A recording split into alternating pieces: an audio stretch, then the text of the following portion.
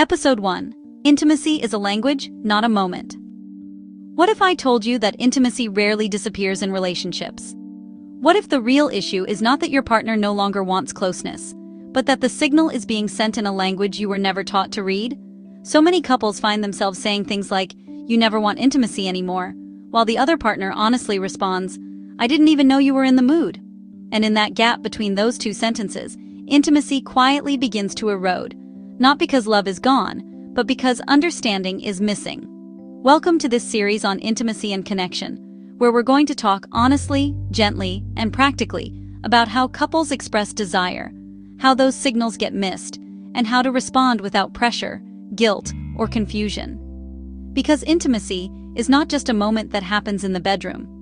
Intimacy is a language, and like any language, it has words, tones, pauses, and unspoken meanings. Research consistently shows that more than 60% of long-term couples experience some form of desire mismatch at different stages of their relationship. Not because they no longer love each other, but because desire changes over time. In the early days, intimacy may feel spontaneous and effortless. But in long-term relationships, desire is often responsive. It grows after safety, emotional connection, and attentiveness, not before. The Gottman Institute describes intimacy as being built through what they call bids for connection.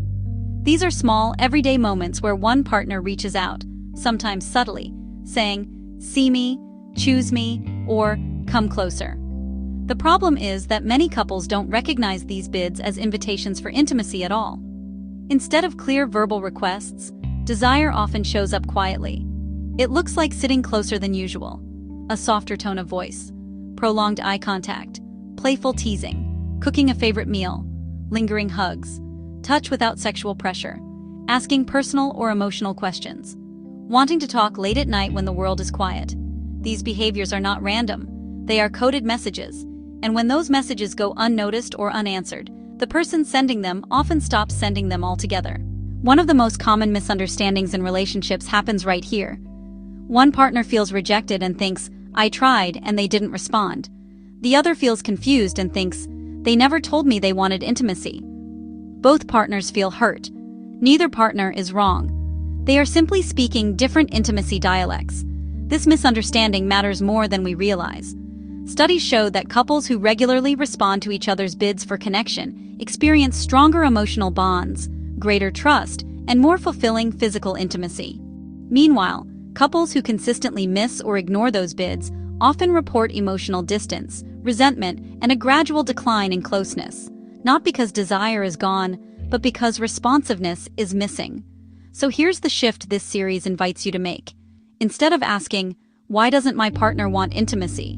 begin asking, "How does my partner signal closeness, and how do I respond when they do?" Because intimacy thrives where signals are noticed, acknowledged, and handled with care. Take a moment to reflect. How do you usually express desire or closeness? Is it through words, touch, time, humor, or presence? And how does your partner usually express it? Do you expect them to show desire the same way you do? Or have you ever paused to learn their language? In the next episode, we're going to explore one of the biggest divides in relationships: direct desire versus coded desire. Why some partners say exactly what they want, while others hint, soften, or wait to be invited. And how couples can meet in the middle without pressure, rejection, or emotional shutdown. If this message resonated with you, if you've ever felt misunderstood, unseen, or unsure how to respond to your partner's signals, take a moment to like this video. Subscribe so you don't miss the rest of this series. And most importantly, consider sharing this with your partner and saying, "Let's learn this together." Because intimacy doesn't disappear, it changes language. And once you learn how to listen, everything begins to shift.